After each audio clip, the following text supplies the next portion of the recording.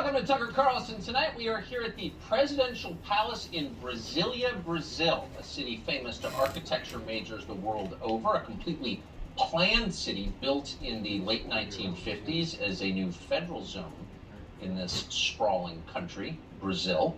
We're here because this is the home of the president, Jair Bolsonaro. We just had breakfast with him, sat down with a fascinating interview with him that went on for more than an hour. We'll have more on that in a moment. We're going to speak to his son. But we're here in Brazil, broadcasting all week for a reason. If you're worried about the future of the United States, this is a good place to come to get a glimpse of it, or what it might look like depending on what choices we make. Brazil and the United States have much more in common than we realize. Both are huge countries. Brazil is actually a little larger than the continental United States. Countries with deep natural resources, diverse physical environment, diverse population, and a very divided political climate. On one side, you have a nationalist party. It's currently in power now, at least controls the executive in Brazil. On the other side, you have, in effect, a globalist party. And the tone of the politics here is bitter, and the stakes are very high. People go to prison in Brazil routinely when they lose elections.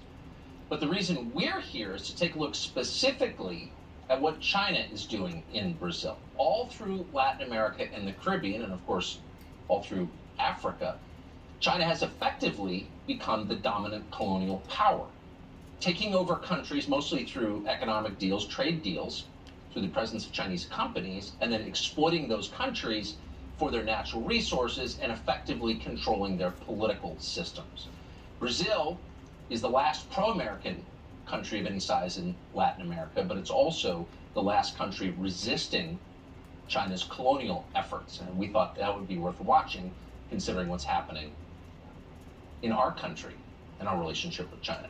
Where's the Biden administration in all of this? Well, the Biden administration has, in effect, done nothing to protect Brazil from China's colonial interests. And in fact, they've done a lot to help China by weakening the relationship between the U.S. and Brazil, and by weakening America's position in the world. They've done this quite aggressively. You've watched it, you're living it. Energy prices, which are the key to any economy, have skyrocketed. That's happened on purpose. This administration has done that, both with its sanction regimes against Russia and its emphasis on, quote, green energy. As a result of those two factors, you're seeing the biggest rise in gas prices in American history. And at the same time, you're seeing a move to green energy forms that we buy from China. Solar panels, wind farms, the components for those come from China. So effectively, you're seeing a transfer of our energy grid from American control to Chinese control. This is an attack on the most basic institutions in American life. This is handing sovereignty over to our main global rival. It's bad for America. In fact, it's the worst possible thing for America. So in a functioning democratic system, this would be a problem for the people trying to do it. You can't undermine the country you lead and expect to continue to lead it in a democracy. And the Biden administration knows this. And that's one of the reasons that the signature tactic of the Biden administration, this is our topic tonight, has been the criminalizing of American politics. Why have a political debate when you can just arrest people who disagree with you? And that has happened far below the media radar since the day Joe Biden was elected.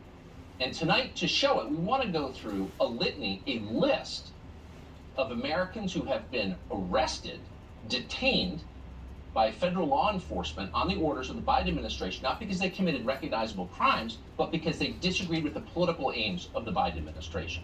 Now, again, you're not reading about this in the New York Times because the rest of the media are pretending that it's not happening.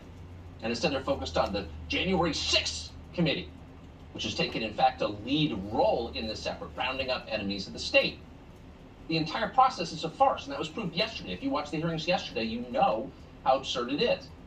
Democrats, with the help of Adam Kinzinger and Liz Cheney, called up a star witness who testified she heard someone else say that Donald Trump attacked a Secret Service agent and tried to carjack the presidential limousine. Think about that. The President of the United States tried to seize control of the presidential limousine that he wasn't driving. It didn't make any sense. And then by the time that Secret Service agents who were on the scene denied the story to NBC News and other news outlets, nobody cared. They weren't even pretending that it was true. The initial story was the point. The shock value was the point, not the factual basis of it. That's what passes for rigorous investigation in Congress at the moment.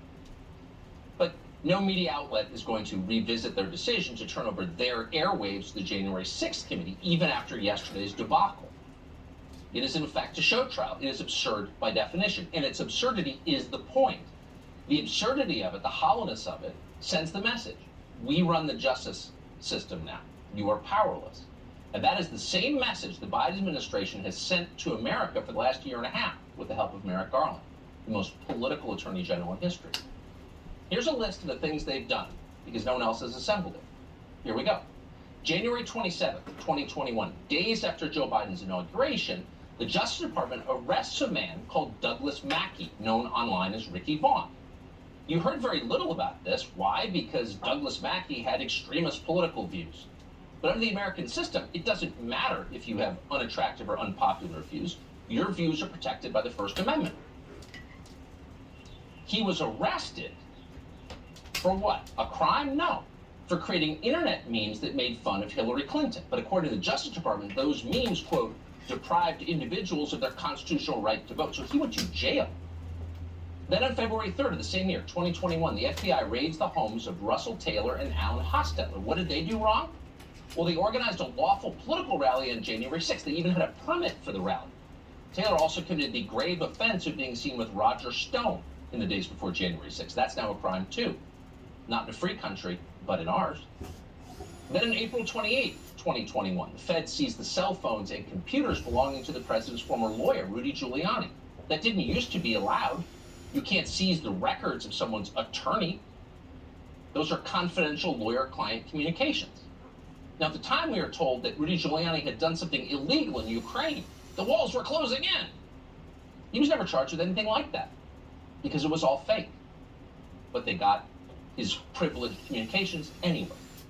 Then on June 24th, 2021, the feds raided the home of a Giuliani associate called George Dixon. The FBI never explained the purpose of that raid, but Dixon was working on a documentary about Joe Biden, Hunter Biden, and their business dealings in Ukraine, and that's no longer allowed. A direct attack on the free press, not covered by the media. And then, because this list does go on January 19th, 2021, a journalist at InfoWars called Owen Schroyer was arrested and charged. Why? Well, according to the federal complaint, Schroyer told the crowd on January 6th, quote, "Today we march for the Capitol because on this historic January 6, 2021, we have to let our congressmen and women know, and we have to let Mike Pence know that they stole the election," end quote. Now, you may not agree with that, or maybe you do, it doesn't matter. That's protected speech under our Constitution. But under Joe Biden, it's a crime.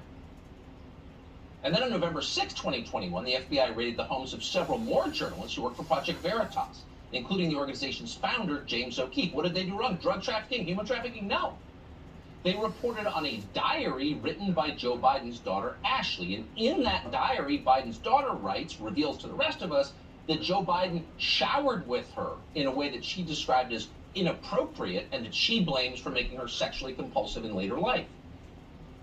For having access to that information, the FBI raided Project Veritas.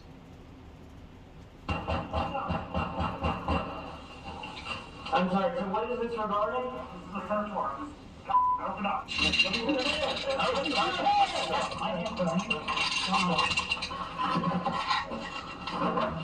So there's another team comment. Somebody will start out. So we're getting the app. Oh, Trump's a fascist. Remember that? Did Trump's DOJ raid the homes of a lot of journalists who embarrassed his children? No, you don't remember that because it didn't happen. But Joe Biden's Justice Department has done that. And then they kept going. Later that same month, on November 15th of last year, the Justice Department arrested one of the most prominent critics. That would be former Trump advisor, Steve Bannon. Now, what did Steve Bannon do wrong? Did he commit a crime on January 6th? No, he didn't. And no one claims otherwise. Instead, Bannon's crime was that he didn't bend the knee for the January 6th committee. He cited executive privilege. According to Nancy Pelosi, that means Steve Bannon belongs in jail. Do you think people who refuse to comply with congressional subpoenas should be prosecuted by the Justice Department and at the end of the day go to jail? Yes. You do? I do. Well, first of all, this, people say, well, this hasn't happened before. We haven't had an insurrection incited by the President of the United States and one of his toadies having knowledge of, advanced knowledge of that happening. So, in fact, it's important for a number of reasons. It's important for us to find the truth about what happened on January 6th, an assault on our Constitution, our Congress, and our Capitol. An assault on the Constitution. Okay. So no, in other words, we don't arrest people for ignoring congressional subpoenas, particularly when they cite executive privilege, a principle that has a long history in American history. We've never done that. But we can do it now because it was, quote, an insurrection that wasn't armed, it wasn't planned, it didn't actually insurrect anything, but it was still an insurrection. Now you're beginning to see why it's been so important from the very first day for the media to describe what happened on January 6th not as a riot, but as an insurrection. Because if it's an insurrection, they can violate your civil rights. And they have, and they continue to. A day after Steve Bannon's arrest, this would be November 16th, 2021, the FBI raided the home of Sherronna Bishop. That's the former campaign manager for Congresswoman Lauren Boebert of Colorado. According to Bishop, here's what happened. Quote, while homeschooling my youngest children, the FBI decided it was necessary to bust open my front door with a battering ram and put me in handcuffs while they trampled through my home, terrifying my family. My daughter was pulled around by her hoodie by one of the agents. Now, why would you do this to the former chief of staff of a sitting member of Congress? Well, the FBI gave no reason. They took Bishop's cell phone and they left. Never charged with a crime. Then that same day, and you didn't read this in the New York Times either, the feds hit the home of Mesa County Republican clerk Tina Peters. What was the justification for that raid? We're breaking into a lot of houses all of a sudden of Trump voters. Why? Well, in this case, DOJ said Peters raised doubts about the legitimacy of the last election. That's not allowed anymore. Can't question the outcome. They didn't arrest her. They just tore her house apart. Peter called the raid evidence of, quote, a level of weaponization of the Justice Department we haven't seen since the McCarthy era. But of course, even during McCarthy, no one did that. In May, she came on Fox Denver to explain what exactly happened to her. Watch. My attorneys, when they read the indictment the other day, Harvey Steinberg, and I've got the best attorneys, and they just laughed. They said, "Are you kidding? This is a political maneuver to shine the light on me, to keep me from running against and defeating Jenna Griswold." Oh. So in the name of punishing people for complaining about the last election, they're subverting elections currently taking place. And last night, the woman you just saw, Tina Peters, lost her bid for Secretary of State, which of course was the whole point of targeting her. Peters would not be the last opponent of the Biden administration running for office to be targeted by the Justice Department. On June 3rd, Peter Navarro, who was a trade aide to Donald Trump, was arrested at Washington National Airport and put in leg irons and put in jail. Why? Well, days earlier, he sued the January 6th committee. He claimed executive privilege in his communications with the president. Again, this is standard, a decades-old standard. And rather than go to court, the January 6th committee simply had him arrested at the airport and sent to jail in irons. Navarro went on this show to explain what happened to him. The mission of that partisan witch hunt kangaroo committee, which is unduly authorized and not properly constituted, it has no subpoena power. They have only one mission: to concoct a fake hoax around January 6th based on criminal charges against Trump to prevent him from running for re-election and taking back the White House in 2025 January. That's all this is about. So a decade ago, the Obama administration was caught sending automatic weapons to Mexican drug cartels, and Congress wanted to know more about this. Eric Holder, then the Attorney General, had a key role in this, Operation Fast and Furious, you may remember it, so they subpoenaed him. And he ignored the subpoena, and the media applauded. He was taking a noble position. But when Steve Bannon or Peter Navarro tried to do something like that, they went to jail.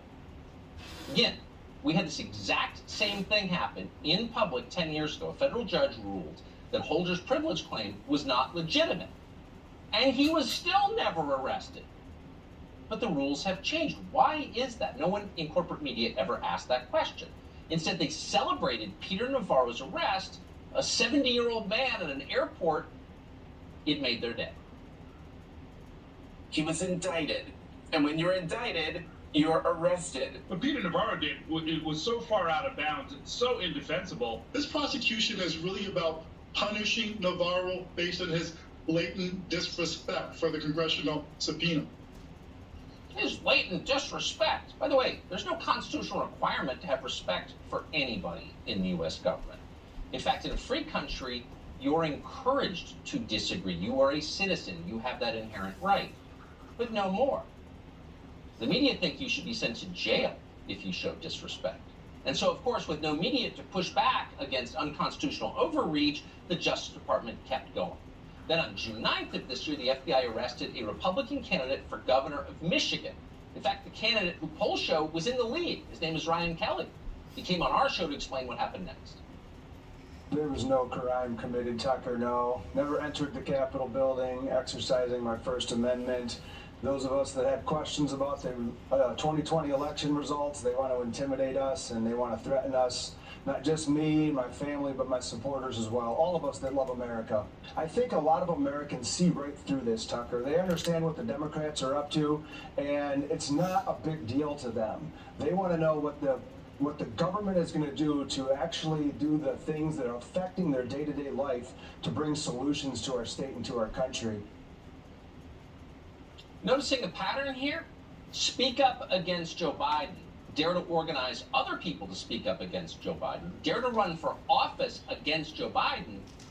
And you raise your chances of the FBI showing up at your house exponentially. It took months for us to recognize a pattern. In fact, it took coming to Brazil, where this kind of behavior is common, to realize that's exactly what's happening in our country. And as if you needed more evidence, these raids continue. On June 22nd of this month, the feds cornered former Trump attorney John Eastman in a parking lot and seized his phone. They didn't even provide a warrant before they did that. Watch. You want to put your hands off for me? Can I see the Put your warrant? hands off for me. Can I see the warrant, please? I'd like to see the warrant. I'd like to see the warrant. I'd like to see the warrant. I'd like to see the warrant before you take my property. So we come to the warrant right now, sir.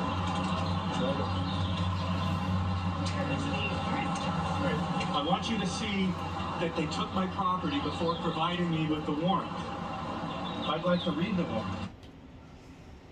Put your hands up, no warrant for you. What that man do wrong? We still don't know.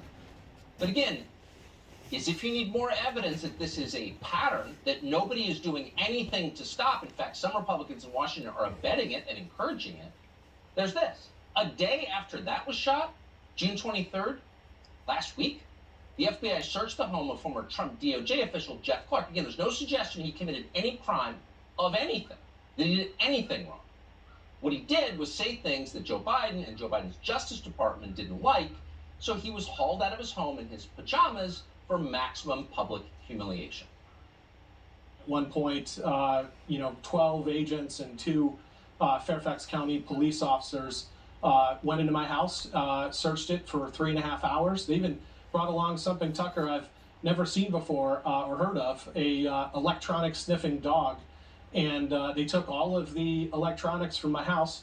I don't blame the agents. I think what you're talking about in terms of weaponization is really about who's pointing the agents and telling them what to do. I just think we're living in a era that I don't recognize. And increasingly, Tucker, I don't recognize the country anymore with these kinds of Stasi-like things happening.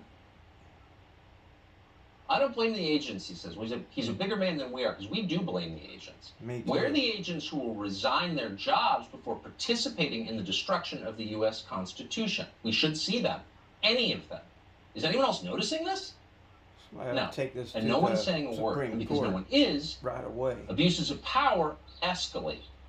This show has just learned that as of this week, the DOJ's Counterterrorism Division is prosecuting a lawyer involved in a dispute over election integrity. Counterterrorism aimed at people who ask questions about the last election results. And by the way, if that doesn't pique your interest about what exactly must have happened in the last election, nothing will. Why are they so angry? Every election of your lifetime has been contested. Every single one. There's not an election a Republican wins in which Democrats don't say, yes, the voting machines were rigged. No one does a thing. But suddenly that's a crime. And in this case, the lawyer has not attacked the state capital of Arizona. Rioters just did that after Roe v. Wade was overturned. Not a single one was arrested. He didn't burn down a church outside the White House in the name of George Floyd. Instead, like every person we just mentioned, his crime was making Joe Biden mad. According to our Justice Department, he's now a domestic terrorist. Someone needs to stop this before it gets even crazier. Again, this view is informed by the fact we're now outside of the country in a political environment that resembles ours in so many ways, except there's less free speech. There is more police involvement in politics. Brazil is what America will be very soon if we don't slow this down. We're here at the presidential palace because, as we told you a minute ago, we just sat down with the president of Brazil, President Bolsonaro, ahead of an election here that will have an effect on the entire hemisphere, very much including the United States. Here's part of our conversation. The parallels between politics in Brazil and politics in the United States are striking to an American. You are opposed by a coalition of billionaires, college professors, and CNN. Tell us what the opposition wants. What will Brazil look like if your opponent wins? My election itself was almost a miracle. I had nothing going for me. I was just an isolated member of Congress. I was known as a lower segment of the National Congress in Brazil. I connected my campaign anchored only with a biblical passage, John 8:32. Ye shall know the truth, and the truth shall make you free. The media never gave me any visibility or space. Much to the contrary, they attacked me all the time throughout the campaign.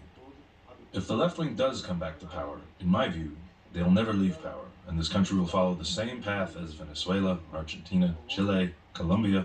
Brazil will become one more wagon on that train. The losers will be the Brazilian population, and also the left wing itself. The left wing voters will lose as a result. All of South America will be colored red, if you understand me.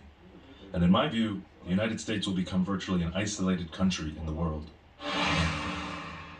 Amazing interview. And guess what? This will shock you. Bolsonaro bears no resemblance whatsoever to the descriptions of Bolsonaro you have read in the New York Times. Completely different person. Seen that before? We'll show you the whole thing tomorrow night, 8 p.m., Fox News. So, for a long time, civilians in Brazil effectively were not allowed to have guns. And what happened when they disarmed the population? Well, crime went up significantly. The current president, through executive action, has made it easier for law-abiding Brazilians to have guns, and guess what happened? Oh, crime went down significantly. Homicides dropped 20%. How'd that happen? We'll get into it when we come back from Brasilia. We're here in Brasilia, which you probably learned about in architecture class, an entirely planned city. Millions of people live here, and it's only 60 years old. We're the presidential palace.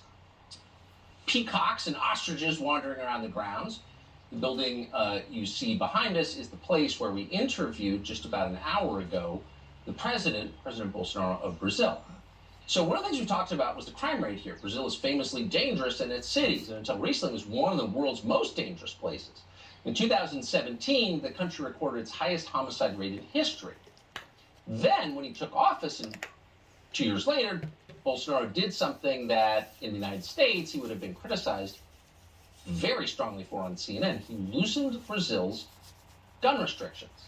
He made it easier for people to keep firearms in their own homes. So what happened? Did people go crazy? More mess you need to know. The country became a lot safer. Under Bolsonaro's gun policy, homicide rates in Brazil have dropped by 34%. Last year, Brazil's murder rate fell to its lowest level in 14 years. Eduardo Bolsonaro lives here in Brasilia. In fact, he is a member of Congress. He received more votes than any member in the Brazilian Congress. He's also the son of the president, one of his closest advisors. He joins us now. Eduardo, thanks so much for coming on. I should say you're quite an outspoken person here in Brazil, quite a famous person for our American viewers who don't know that. Tell us the effect of the gun policy. Yeah, the gun policy here, the president, he didn't change the law, but he changes the regulations. What made the access easier and cheaper for the Brazilians to buy a gun in Brazil. So what happened is not only that we reduced the number of crimes, it was the biggest drop ever in the history of Brazil in murders rate since 1980, when we started to have this misery. So Brazil is safer thanks God, because of this policy. And if you look here in a neighborhood, in Venezuela, for example, it's forbidden to do trades, to sell and buy guns since 2013, and Caracas became the capital that is the most, the number one in the world when you talk about murders. So Brazil is much in a better shape nowadays. So we've seen this in country after country. The left comes to power, they disarm the law-abiding, criminals get to keep their guns, and the murder rate goes up. Is that what the left has in store for Venezuela if they win? Yes, sure, yes. Especially in Brazil, here, this very strong gun control law that we have, and I usually say that it's not a gun control, it's a gun restriction. It started in 2003. And since then, they promised to us that the number of the crimes would reduce. But in fact, is year after year, we had a new record of number of murders. So for the first time, like in decades, that we are looking again, year after year, the murders coming down is now since 2019, when Bolsonaro took office and started his new policy about the guns. If your administration loses this next election, do you believe the new administration will ban civilian gun ownership? Sure, yes. There is no doubt about that, because former president and former prisoner Lula is talking about that openly, that he'll take back again all of the guns that Jair Bolsonaro, like during the Jair Bolsonaro administration, was sold. So he will do that. Amazing. Align with China, adopt their domestic policies. We've seen this before. Eduardo Bolsonaro, thank you so much. Thank you very much, Tucker. Final exam is next when we come back from Brasilia. Welcome to Fox News Live. I'm Kevin Cork in Washington. R&B superstar R. Kelly sentenced to 30 years in prison in a sex trafficking case. He was found guilty last year of using his stardom to subject young fans to systematic sexual abuse. The Honorable Ketanji Brown Jackson will be sworn in as a Supreme Court Justice tomorrow at noon. She's making history as the first black woman on the High Court. Jackson is replacing Justice Stephen Breyer, who is, of course, retiring. The U.S. will buy another 105 million doses of Pfizer's COVID-19 vaccine in anticipation of a fall booster campaign. The $3.2 billion deal comes as federal scientists work to update the vaccines to, quote, better protect Americans from the rapidly evolving virus. I'm Kevin Cork in Washington. Now back to more Tucker Carlson Tonight.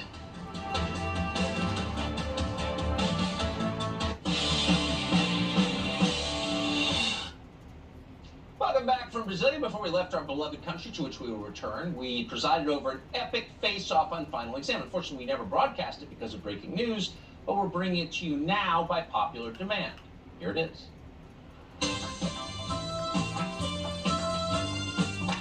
Time now for another edition of Final Exam. This evening, an animal edition, taking a break from people for a moment. Final Exam is the game where you get to test the media to see if people who are bringing you the news have been paying attention to the news. They're great people, though. This week, Dana Perino, who is a legitimately great person, one of the nicest, smartest people we know. She's, of course, the co-anchor of America's Newsroom, co-host of The Five, and back once more as Fox Across America host, Jimmy Fallis. Some say he suffered an unfair loss the last time. True story. So we brought him back to try again and to test his acuity. Tucker, I love this matchup because you've got White House against White Castle. I think it's great. I wore a jacket just for the occasion because I was not going to be out-jacketed. Yeah, she tried to get into my head, Tucker. And yeah, she's already in mine. But I'm not even going to guess as to who's going to win. All right, the rules, because like the international community, there's a rules-based order. Here they are.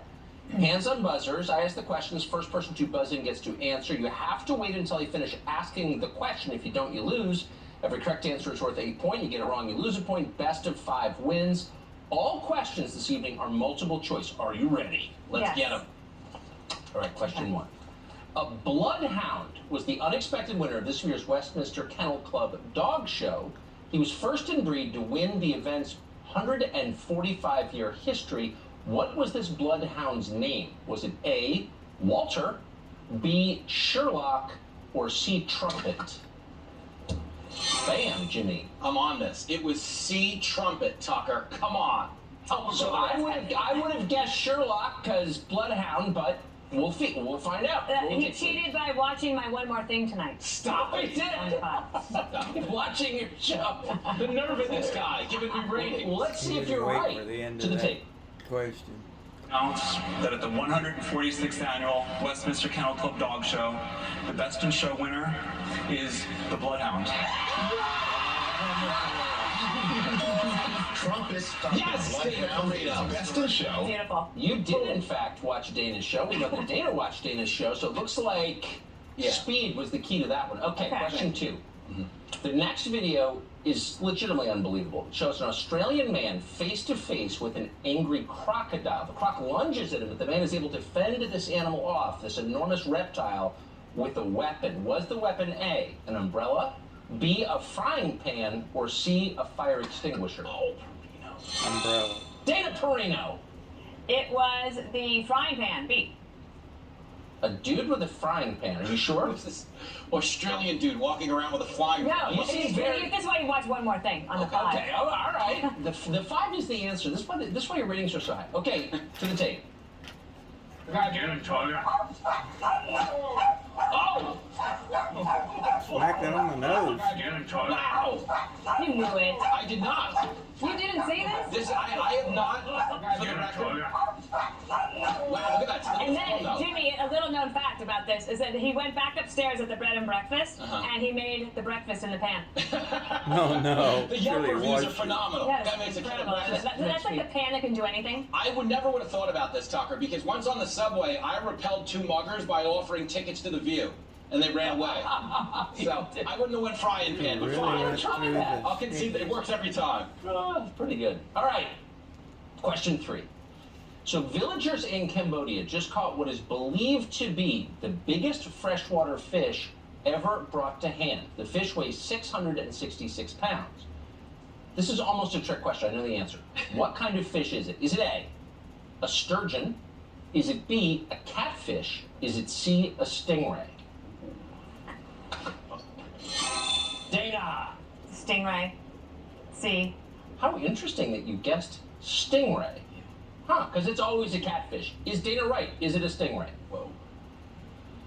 The world's largest recorded freshwater fish has been caught in the Mekong River in Cambodia. Stingray. Scientists say the giant stingray was captured last Monday. It measures about 13 feet. I was out on a limb a little bit, but I saw the photograph, and then, Apparently, Tucker, Dana borrowed that denim jacket from Jack Hanna. Apparently. Nobody I'm so told me. impressed. Because anyone who follows Canadian village fishing knows it's always the catfish. Yes. But in this case, no stingray. You always want to be the most well-read person in the room. Yeah, I don't really follow Canadian village fishing. I know the village people, but I can't. You got it. Little different. All right. This is question 4. Our judges are telling us this is a 2-point question. Okay, and it concerns guidance now from the Centers for Disease Control. There has been a salmonella outbreak, so the CDC is weighing in. Now, regardless of how tentative you may be, the CDC is now commanding you to refrain from kissing and snuggling with which kind of animal? Is it A, chickens? Is it B, rats? Is it C, snakes? Snake. Jimmy. I go C, snakes for the 2 points here. That would be my guess. No more snuggling with snakes. Is Jimmy correct? Roll the tape, please. You guys hear about this? Amid a salmonella outbreak, the CDC has instructed people not to kiss or snuggle their chickens. Well, I had a feeling you were right, because I was like, well, obviously Although if you're it's chicken. kissing and snuggling chickens, I'm not sure salmonella is your Why biggest did you say issue. snake? Well, Who snuggles a snake? well, you always see those people on like boardwalks who let you hold their snake and take a picture with it. So that's why I did not see chicken coming. I suspect foul play. Good night, everybody. Sorry. I suspect that your life in New York may be distorting your perception of I need to travel more. I need to travel more. Way to go, grow up in Wyoming. Come on. Tucker, the most international travel I've done is Epcot. I need to get out. I think that qualifies, actually, not that I've been. All right, final question.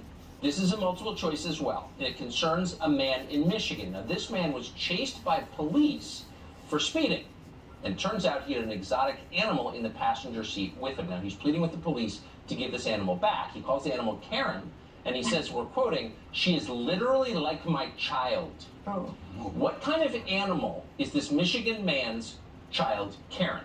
Is Karen an alligator? Is Karen B, a possum, or C, a pot-bellied pig? Jimmy, it has to be pot-bellied pig. Possum. You don't name an alligator Karen. You're gonna have just a don't pig see in it. the car. I kind of do. Maybe I don't know, but you're saying potbelly pig. That seems like the conventional answer.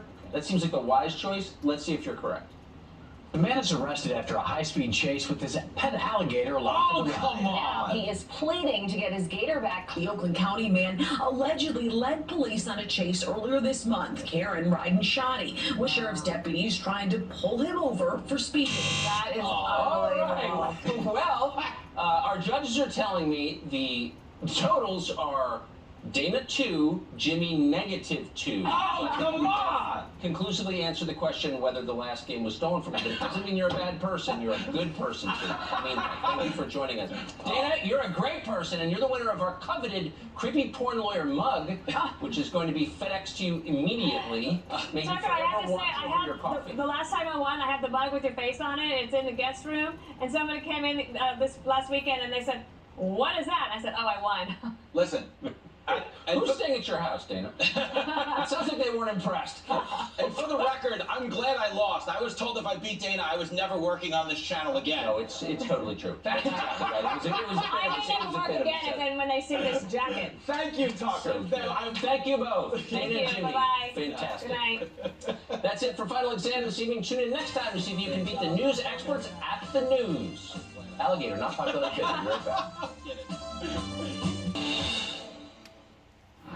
The first thing tyrants do is disarm their own populations whom they don't trust or care for, so they can have total control. So it's not surprising that Justin Trudeau in Canada has done that.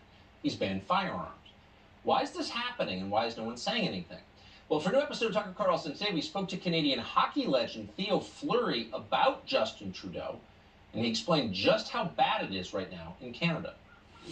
Tell us about Justin Trudeau. Who is Justin Trudeau?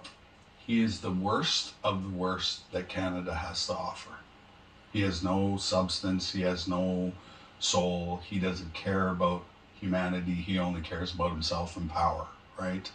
And it's very disappointing because... So he's riding on a famous name for our viewers who aren't aware of this. Yes. His dad was Prime Minister. Yeah. And I don't believe he's running the country. I believe that there's certain entities that have infiltrated our country and have taken over.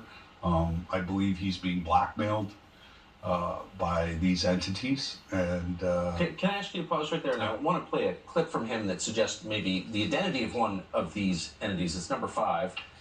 And here's Justin Trudeau explaining that he admires the, quote, dictatorship in communist China. The level of admiration I actually have for China.